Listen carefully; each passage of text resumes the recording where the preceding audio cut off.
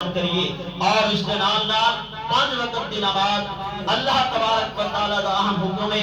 کل قیامت والے دن سب کو پہلے نماز کا حساب ہوئے گا۔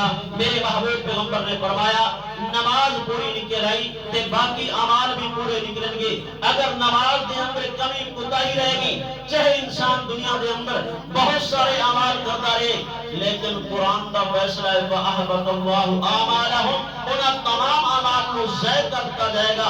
اس میں تو حضرات محترم اے نیت کرو، تہیہ کرو کہ رمضان مبارک کے بابرکت مہینے کے اندر اور اس کو علاوہ بھی نماز کی چھٹی نہیں ہوئے گی، نماز اپنے وقت پہ ادا کی جائے گی، یہ رب کے حکم دی ہمیشہ تعمیر کی جائے گی۔ انشاءاللہ مسلمان ایمان والا جو نماز کی پابندی کرے گا، رب کے سامنے جھکے گا، رب کے سامنے سر و سجود ہوئے گا، اللہ تبارک و تعالی باقی گناہوں کو بھی بچن کی اس کو توفیق عطا فرمائیں گے۔